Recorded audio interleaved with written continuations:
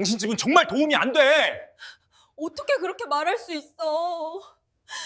그래도 우리 아버지야. 장인어른 요즘은 그런 거 안 써요. 사위의 말 한마디에 식탁은 얼어붙었다. 나는 그날 밤 손이 떨렸다. 분노 때문이 아니었다. 부끄러움도 아니었다. 그건 오래전 내가 단단히 잠가둔 어떤 감정이 다시 깨어나는 느낌이었다. 낡은 금고 속 먼지 쌓인 도면 한 장. 그 위에 적힌 글씨들은 여전히 선명했다. 이걸 다시 들여다보게 될 줄이야. 그렇게 모든 것이 시작됐다. 여러분, 오늘도 끝까지 재미있게 읽어주셨으면 좋겠습니다. 자, 그럼 시작해볼까요? 아버님, 이 반찬 직접 담그신 거예요? 사위 민호의 목소리에는 미묘한 뉘앙스가 섞여 있었다. 칭찬 같기도 하고 놀람 같기도 한 그 톤. 나는 고개를 끄덕였다. 응, 장 담그는 게 어렵진 않아. 시간만 있으면 되거든. 민호는 짧게 웃었다. 그리고는 젓가락을 내려놓으며 말했다. 요즘은 다들 사 먹잖아요. 더 위생적이고. 순간 딸 서진이 눈빛으로 남편을 제지했지만 이미 공기는 차갑게 식어버렸다. 나는 아무렇지 않은 척 국그릇을 들었다. 그래도 옛날 방식이 좋을 때가 있어. 민우는 더 이상 대답하지 않았다. 그저 스마트폰을 꺼내 화면을 내려보기 시작했다. 서진은 젓가락을 쥔 손에 힘이 들어가 있었다. 그 모습이 나는 너무 선명하게 보였다. 딸아이는 지금 아버지와 남편 사이에서 갈라지고 있었다. 집으로 돌아가는 차 안. 민우는 한숨을 길게 내쉬었다. 당신네 집은 너무 오래된 방식이야. 서진은 핸들을 잡은 채 대답하지 않았다. 장 담그고 손수선하고 뭐 하나 사는 것도 아까워하고. 그게 요즘 시대에 맞아? 그래도 아빠는 그렇게 사셨어. 그게 아빠 방식이고. 민우는 창밖을 보며 중얼거렸다. 방식이 아니라 고집이지. 솔직히 답답해. 세상이 얼마나 빠르게 변하는데. 서진은 입술을 깨물었다. 하지만 아무 말도 하지 못했다. 남편 말에도 일리가 있다는 걸 부정할 수 없었으니까. 그날 밤 서진은 아버지에게 문자를 보냈다. 아빠 오늘 고마웠어요. 하지만 그 뒤에 덧붙이고 싶었던 말은 끝내 지워버렸다. 미안해요. 나는 혼자 설거지를 했다. 물이 흐르는 소리, 그릇이 부딪히는 소리. 그 익숙한 리듬 속에서 나는 내 손을 내려다봤다. 굳은 살 가득한 손. 손톱 밑에 낀데. 오래된 상처 자국들. 한때는 이 손으로 정밀한 도면을 그렸었다. 0.1mm 단위로 계산을 맞춰가며 밤을 새웠던 적도 있었다. 그런데 지금은 설거지하는 손이 됐다. 나는 피식 웃었다. 후회는 아니었다. 그저 어쩔 수 없이 떠오르는 기억들이 있을 뿐이었다. 수건으로 손을 닦으며 나는 혼잣말을 했다. 그래, 이것도 나쁘지 않아. 하지만 가슴 한구석에서는 작은 울림이 남아있었다. 며칠 뒤였다.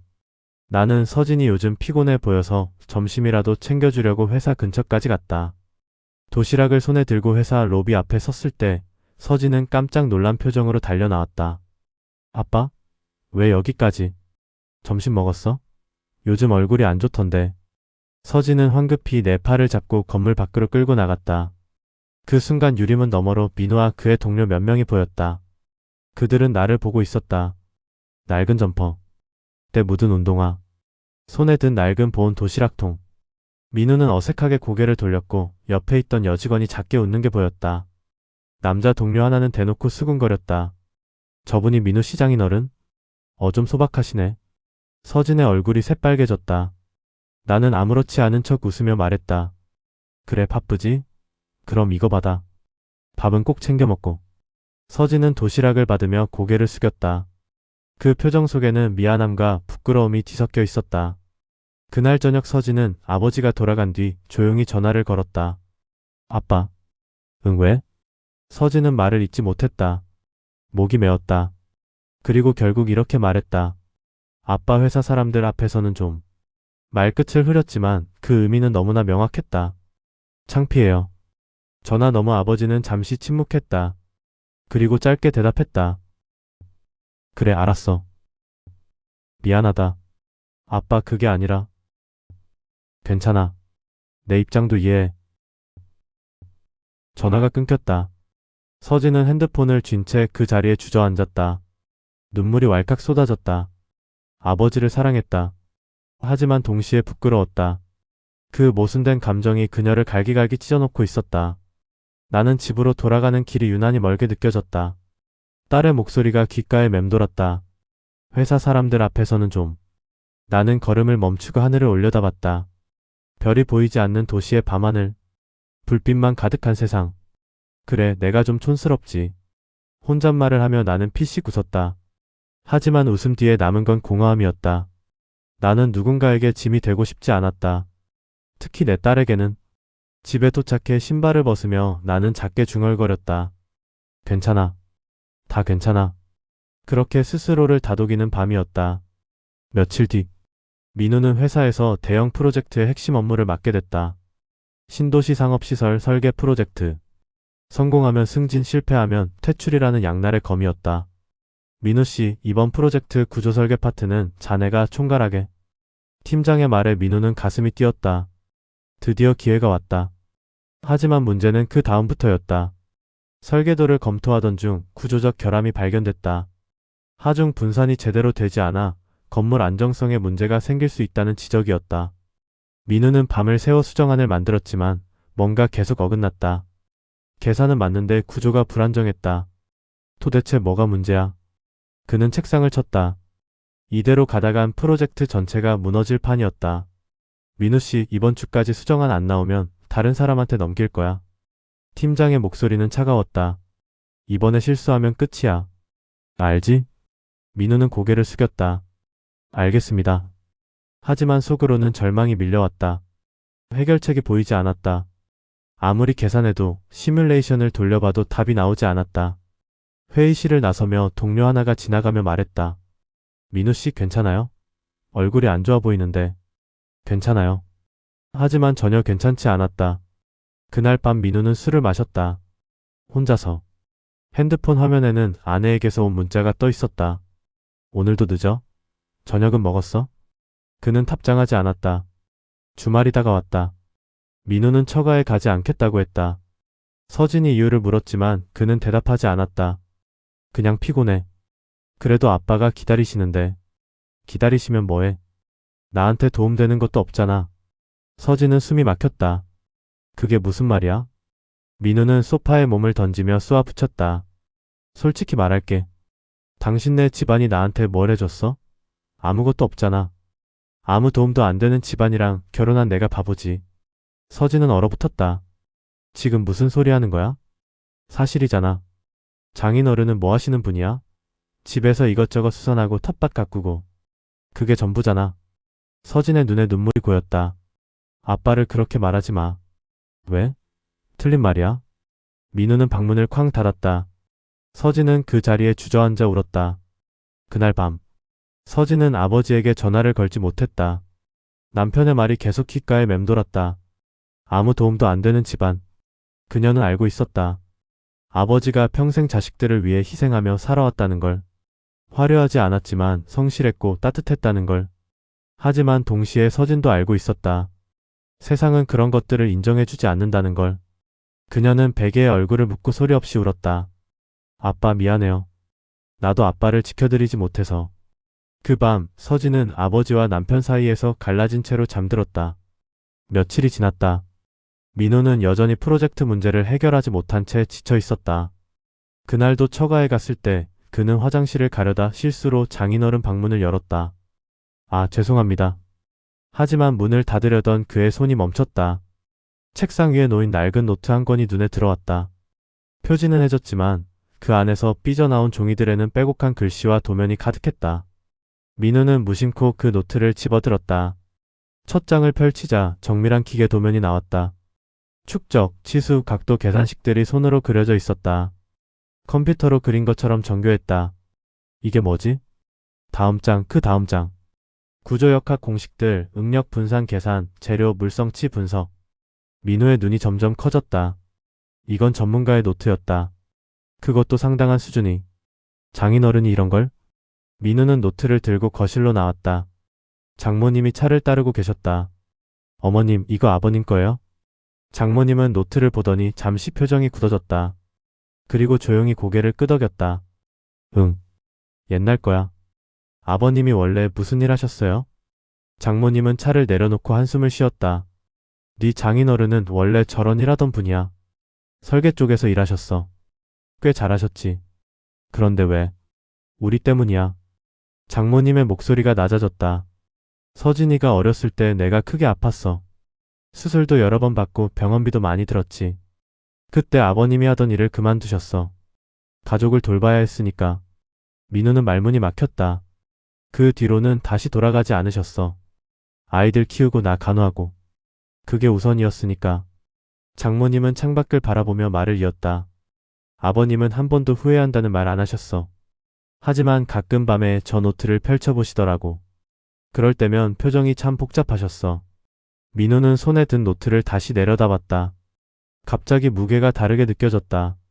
민우는 회사의 마지막 수정안을 제출했지만 결과는 참담했다. 이건 안 돼. 구조가 여전히 불안정해. 외부 구조 전문가의 날카로운 지적이 이어졌다. 하중이 이렇게 집중되면 장기적으로 균열이 갈 수밖에 없어요. 설계 자체를 다시 검토해야 합니다. 팀장은 차갑게 말했다. 민우 씨, 이번 주 금요일까지가 마지노선이야. 그때까지 해결 안 되면 프로젝트에서 빠지는 거야. 민우는 책상으로 돌아와 고개를 감싸 쥐었다. 모든 게 무너지고 있었다. 승진은커녕 이 회사에 계속 있을 수 있을지도 불확실했다. 그는 서랍 속에서 진통제를 꺼냈다. 요즘 두통이 심했다. 핸드폰에는 아내에게서 온 문자가 와 있었다. 오늘 저녁은 우리 집에서 먹자. 아빠가 보고 싶대. 민우는 한숨을 쉬었다. 지금 그럴 상황이 아닌데. 하지만 거절할 힘도 없었다. 저녁 식사는 조용했다. 상우는 평소처럼 소박하게 밥을 먹었고 민우는 거의 입에 대지 않았다. 서진은 남편의 표정을 보며 걱정스러워했다. 식사 후 서진은 남편을 조용히 불렀다. 여보, 요즘 힘들지? 응. 프로젝트 때문이야? 민우는 고개를 끄덕였다. 서진은 잠시 망설이다가 조심스럽게 말했다. 혹시 아빠한테 한번 보여줄래? 뭘? 설계도. 아빠가 옛날에 그쪽 일하셨대. 혹시 모르잖아. 민우는 피식 웃었다. 장인어른이? 무슨 도움이 되겠어. 그래도. 서진아, 지금 농담할 상황이 아니야. 서진은 입술을 깨물었다. 하지만 포기하지 않았다. 민우야, 제발. 한 번만. 잃을 것도 없잖아. 민우는 아내의 간절한 눈빛을 보고 한숨을 쉬었다. 알았어. 한 번만. 그렇게 그는 노트북을 꺼냈다. 아버님, 이것 좀 봐주실 수 있으세요? 민우는 어색하게 노트북 화면을 상우 앞에 놓았다. 복잡한 구조 설계도가 화면에 펼쳐졌다. 회사에서 막힌 부분이 있어서요. 혹시 의견 있으시면 들어보고 싶어서요.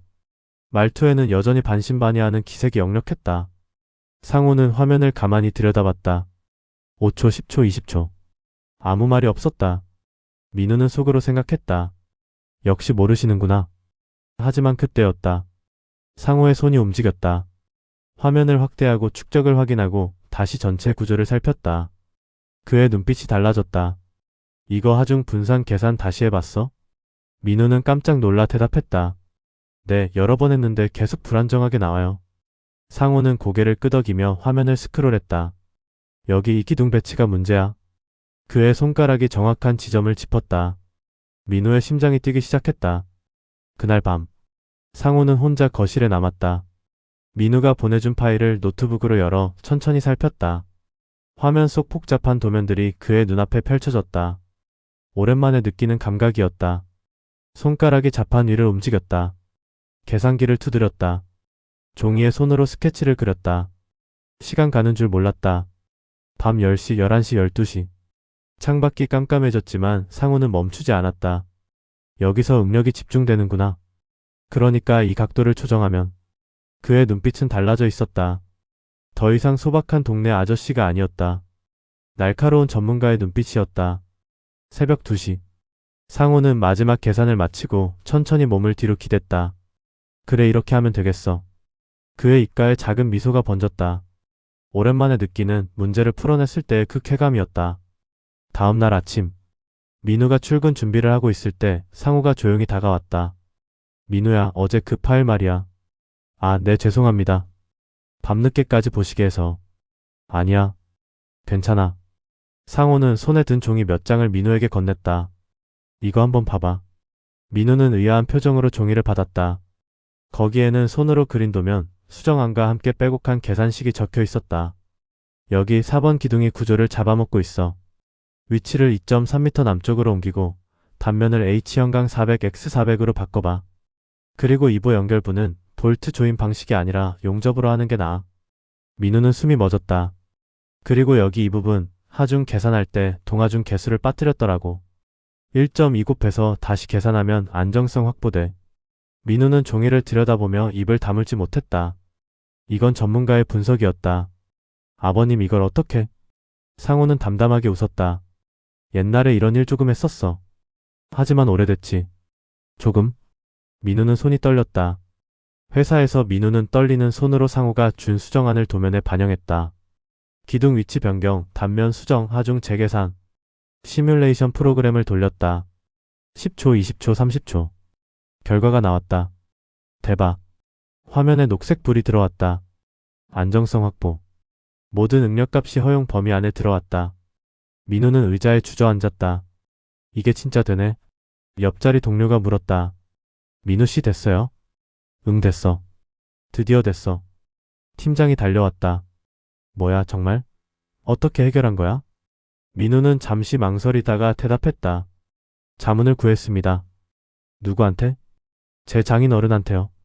팀장은 어리둥절한 표정을 지었다. 장인어른? 장인어른이 이쪽 전문가야? 민우는 천천히 고개를 끄덕였다. 네, 제가 몰랐습니다. 그날 저녁 민우는 장인 앞에 무릎을 꿇다시피 앉았다. 아버님 정말 감사합니다. 덕분에 프로젝트가 살아났습니다. 상호는 손을 저으며 웃었다. 아니야, 별거 아니야. 내가 한 건 별로 없어. 아닙니다. 아버님이 아니었으면 제가 회사에서 잘렸을 겁니다. 민우는 조심스럽게 물었다. 근데 아버님은 원래 어디서 일하셨어요? 이렇게 전문적으로 아시는데. 상호는 잠시 멀리 바라보다가 천천히 입을 열었다. 옛날에 중공업 쪽에서 일했어. 설계 파트에 있었지. 크고 작은 프로젝트들 많이 했어. 그럼 왜 그만두신 거예요? 집안 사정이 생겨서. 가족이 우선이었으니까. 상호는 웃었지만 그 웃음 속에는 묘한 그림자가 서려 있었다. 후회는 안 해. 다만 가끔 손이 근질근질할 때가 있지. 이번에 내 걸 보니까 그 느낌이 나더라고. 민우는 숙연해졌다. 죄송합니다. 제가 아버님을 너무 몰라봤습니다. 괜찮아. 나도 굳이 말 안 했으니까. 하지만 민우는 알았다. 자신이 얼마나 큰 실수를 했는지. 월요일 회사에서 민우의 수정안은 외부 구조 전문가의 최종 승인을 받았다. 완벽합니다. 이렇게 바꾸니까 모든 문제가 해결되네요. 누가 자문해 준 거예요? 팀장이 자랑스럽게 말했다. 우리 민우 씨 장인어른이 전문가시래요. 아, 그래요? 어디서 일하셨는데요? 민우는 정확히 대답하지 못했다. 상우가 구체적으로 어디서 일했는지는 아직 몰랐으니까. 하지만 한 가지는 확실했다. 장인어른은 그냥 평범한 사람이 아니었다. 프로젝트는 본격적으로 진행됐고 민우는 팀 내에서 인정받기 시작했다. 그리고 그날 밤 민우는 아내에게 말했다. 서진아, 미안해. 내가 아버님을 너무 함부로 봤어. 서진은 남편의 손을 잡았다. 알아. 이제라도 알아줘서 고마워. 두 사람은 서로를 꼭 껴안았다. 주말 되자 민우는 손에 작은 선물 상자를 들고 처가를 방문했다. 상호는 마당에서 텃밭을 손질하고 있었다. 민우는 그 모습을 한참 바라보다가 다가갔다. 아버님. 왔어? 서진이는? 안 해요. 저 아버님께 드릴 게 있어서요. 민우는 선물 상자를 내밀었다. 안에는 고급 만년필 세트가 들어있었다. 이게 뭐야, 갑자기. 지난번에 아버님이 손으로 그려주신 도면 보고 좋은 펜 하나 있으면 좋겠다 싶어서요. 상호는 만년필을 꺼내 들여다봤다. 묵직한 무게감이 손에 전해졌다. 너무 비싼 거 산 거 아냐? 아닙니다.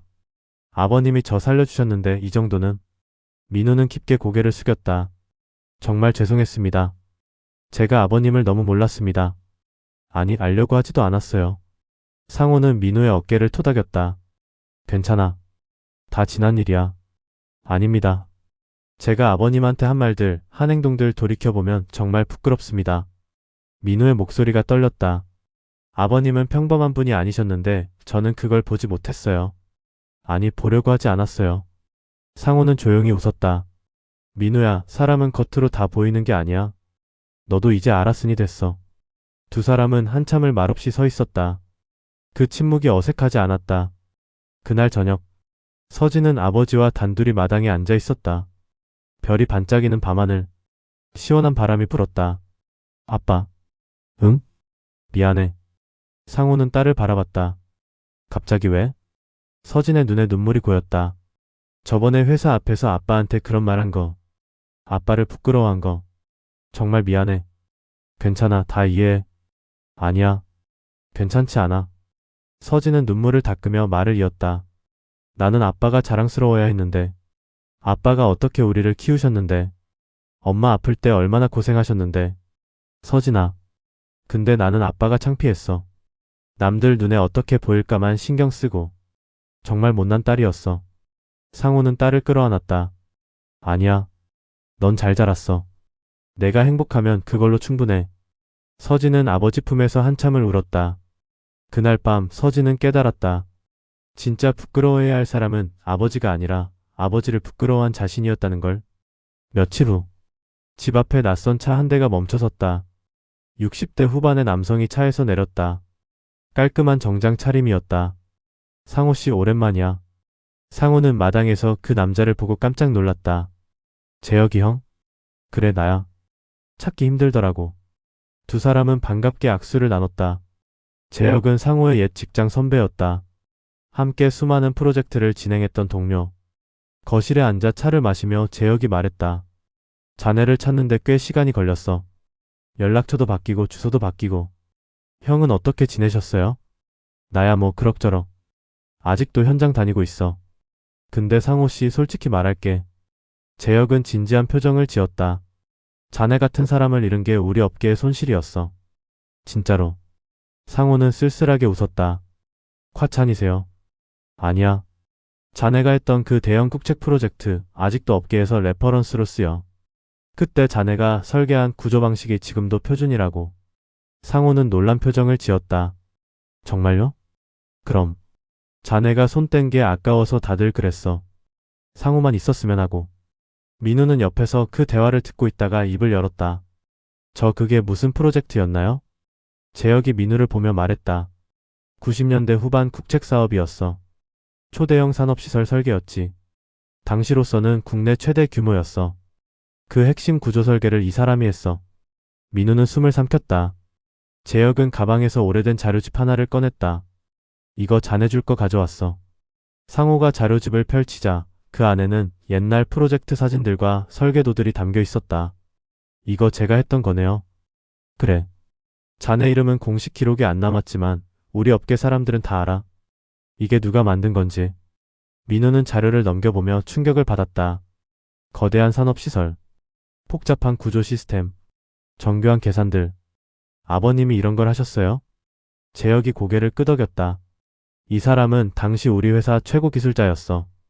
20대에 이미 대형 프로젝트 핵심 파트를 맡았고 30대 초반에는 업계에서 알아주는 전문가였지. 그럼 왜? 가족 때문이었어. 부인이 아프셔서 모든 걸 내려놓은 거야. 재혁은 상호를 바라보며 말했다. 솔직히 그때 다들 말렸어. 이 바닥에서 한번 나가면 다시 돌아오기 힘들다고. 근데 이 사람은 단호했지. 가족이 먼저라고. 상호는 조용히 차를 마셨다. 후회는 안 해요. 지금도. 알아. 자네 성격 알지. 재혁은 일어서며 상호의 어깨를 두드렸다. 그래도 자네 기억하는 사람들 많아. 언제든 돌아오고 싶으면 연락해. 문은 항상 열려 있어. 재혁이 떠난 후 민우는 멍하니 자료집을 들여다봤다. 아버님 이 정도 수준이셨다니. 상호는 웃으며 대답했다. 옛날 일이야. 지금은 다 잊혀졌어. 아닙니다. 지금도 이 방식이 표준으로 쓰인다고 하셨잖아요. 민우는 자료집의 한 페이지를 펼쳤다. 거기에는 복잡한 트러스 구조 설계도가 있었다. 제가 배운 구조역학 교재에 나오는 이 방식 혹시 아버님이? 상호는 잠시 그 도면을 보더니 고개를 끄덕였다. 맞아. 내가 처음 제안했던 방식이야. 민우는 입을 다물지 못했다. 교과서에 나오는 방식을 장인어른이 만든 것이었다. 저는 아버님이 단순히 예전에 일하던 사람 정도인 줄 알았어요. 그게 맞아. 나는 그냥 일하던 사람이었어. 아닙니다. 민우는 고개를 저었다. 아버님은 이 분야의 이름을 남길 뻔한 사람이셨어요. 아니 이미 남긴 거예요. 단지 공식 기록에 없을 뿐이지. 상호는 창밖을 바라봤다. 그런 것도 중요하지만 더 중요한 게 있었어. 가족이. 너희들이. 민호는 그 말을 듣고 눈시울이 뜨거워졌다. 일주일 후. 상호의 집에 공식 서류 한 통이 도착했다. 발신인은 국토교통부 산하연구기관이었다. 뭐야 이거? 서진이 봉투를 뜯어보니 정중한 요청서가 들어있었다. 귀하의 전문성과 경험을 필요로 합니다. 국가사업기술자문위원 위촉건에 대해 논의하고자 합니다. 아빠 이거 아빠 앞으로 온 거야? 상호는 서류를 읽어보고 놀랐다. 이게 어떻게? 다음날 담당자에게서 전화가 왔다. 상호님 안녕하세요. 저희가 최근 대형 인프라 프로젝트를 진행하는데 90년대 후반 프로젝트의 설계 방식을 참고하려고 합니다. 아, 네. 그런데 당시 설계 방식의 핵심 원리를 정확히 이해하고 계신 분이 필요합니다. 자문을 부탁드리고 싶습니다. 상호는 잠시 말을 잇지 못했다. 20년이 넘은 자신의 작업이 아직도 필요하다니. 제가 도움이 될 수 있을까요? 물론입니다. 오히려 기아가 아니면 안 됩니다. 상호는 전화를 끊고 한참을 멍하니 앉아 있었다. 그리고 천천히 미소 지었다. 다시 필요해진 거구나. 나라는 사람이. 며칠 후 국토교통부 회의실. 상호는 정장을 입고 회의에 참석했다. 민우와 서진도 함께 왔다. 프로젝트 책임자가 발표를 시작했다. 이번 신규 항만 시설 프로젝트는 국내 최대 규모입니다. 하지만 집안 조건이 까다로워서 구조 설계가 핵심입니다. 화면에 복잡한 설계도가 떠올랐다. 이 방식은 90년대 후반 대형 국책 프로젝트에서 처음 사용된 분산형 하중 전달 시스템을 기반으로 합니다. 민우는 놀라 상호를 바라봤다. 책임자가 계속 말했다. 당시 이 시스템을 개발한 분이 바로 김상호 님이십니다. 하지만 그때는 책임자는 잠시 말을 멈췄다. 당시에는 국가 안보와 관련된 민감한 프로젝트였습니다. 그래서 공식 기록에는 익명으로 처리됐습니다. 회의실이 조용해졌다. 김상호 님은 당시 국방 관련 핵심 시설 설계에 참여하셨습니다. 신분 보호를 위해 이름이 공개되지 않았고 그래서 일반 업계에서는 잘 알려지지 않았습니다. 민우는 입을 벌린 채 장인을 바라봤다. 국가 안보 관련 프로젝트? 지금은 보안 해제 기간이 지나서 말씀드릴 수 있습니다. 상호님은 단순한 기술자가 아니라 국가 안보에 기여한 핵심 인력이셨습니다. 상호는 담담하게 고개를 끄덕였다. 그때는 말할 수 없었어요. 가족한테도. 서진은 눈물을 흘렸다. 아버지가 얼마나 대단한 일을 했는지 그걸 아무에게도 말하지 못하고 살아왔다는 게. 책임자가 덧붙였다. 그 프로젝트의 구조 설계 방식은 현재까지도 유효하며 이번 신규 사업에서도 그 원리를 적용하려 합니다. 그래서 원 설계자이신 김상우님의 자문이 꼭 필요합니다. 회의실에 박수가 터져 나왔다. 민우는 그제야 깨달았다. 장인 어른이 얼마나 큰 일을 해낸 사람인지, 그리고 그 모든 것을 조용히 품고 살아왔는지. 그날 이후 상호는 정식으로 국가 프로젝트 기술자문위원으로 위촉됐다. 일주일에 이틀 그는 연구소에 출근했다. 처음에는 손이 떨렸다. 20년 넘게 손 놓았던 일이니까. 하지만 도면을 펼치고 계산을 시작하자 모든 게 돌아왔다. 손은 기억하고 있었다. 젊은 엔지니어들이 그에게 물었다. 선배님, 이 부분은 어떻게 접근해야 할까요? 상호는 자연스럽게 설명했다. 하중이 이렇게 분산되니까 여기 보강제를 이렇게 배치하는 거야. 와, 한 번에 해결되네요. 상호는 웃었다. 역시 이 느낌이 그리웠구나. 퇴근길 그는 민호에게 전화했다. 민호야, 오늘 저녁 같이 먹을까? 네, 아버님. 어디서 뵐까요? 내가 살게. 오늘 기분이 좋아서. 민호는 웃으며 대답했다. 아버님, 제가 사야죠. 아버님 축하하는 자리인데. 두 사람은 소주를 나눴다. 그날 밤 상호의 얼굴에는 오랜만에 진짜 웃음이 번졌다. 몇 달 후, 민호의 회사 프로젝트는 대성공으로 마무리됐다. 민호는 승진했다. 승진 축하 자리에서 민호는 동료들에게 말했다. 이번 성공은 제 혼자 힘이 아닙니다. 제 장인어른 덕분입니다. 장인어른이요? 네. 제 장인어른은 제가 평가할 수 있는 분이 아니셨습니다.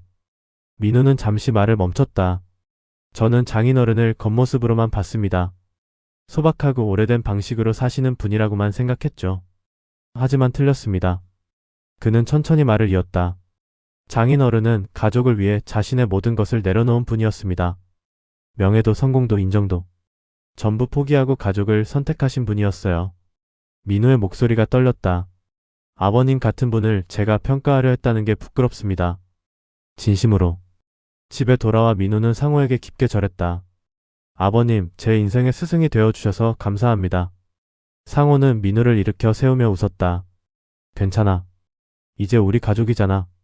그해 겨울. 국가기술인의 날 행사. 상호는 초청을 받아 대형 컨벤션 홀에 앉아 있었다. 옆에는 서진과 민우 그리고 온 가족이 함께였다. 사회자가 마이크를 잡았다. 이번 국가 유공기술인 포상 부문에서 특별상을 수상하실 분을 소개합니다. 화면에 상호의 얼굴이 떠올랐다. 박수가 터졌다. 오늘 그분의 이름을 정식으로 공개하며 감사를 전합니다. 상호는 단상에 올랐다. 조명이 그를 비췄다. 관객석에서 서진은 눈물을 흘리며 박수쳤다. 민우도 눈시울을 붉혔다. 상호는 상패를 받고 마이크 앞에 섰다. 감사합니다. 저는 특별한 사람이 아닙니다. 그저 제 일을 했을 뿐이고 제 가족을 사랑했을 뿐입니다. 그는 객석의 가족들을 바라봤다. 제 이름이 기록에 남지 않았던 시간들. 그 시간이 아깝지 않습니다. 왜냐하면 그 시간 동안 제 가족이 건강하게 행복하게 자라났으니까요. 상호는 미소 지었다. 진짜 가치는 이름에 있는 게 아닙니다. 우리가 사랑하는 사람들과 함께한 시간에 있습니다. 박수가 우레와 같이 쏟아졌다. 행사가 끝나고 집으로 돌아오는 차 안. 서진이 말했다. 아빠 자랑스러워. 상호는 딸의 손을 잡았다. 나도 너희가 자랑스러워. 민우는 뒷자리에서 조용히 창밖을 바라봤다. 평범한 줄 알았다. 하지만 그는 누구보다 값진 인생을 살아온 사람이었다. 진짜 영웅은 화려한 곳에만 있는 게 아니었다. 때로는 우리 곁에 소박한 모습으로 살아가고 있었다. 오늘 이야기 어떠셨나요? 우리는 때때로 사람을 겉모습으로만 판단합니다. 화려하지 않으면 평범하다고 생각하고 조용하면 특별할 게 없다고 여기죠. 하지만 모든 사람에게는 이야기가 있습니다. 우리가 모르는 그들만의 빛나는 순간들이. 오늘 영상이 좋았다면 구독과 좋아요, 따뜻한 댓글 부탁드립니다. 그럼 오늘도 시청해주셔서 감사합니다.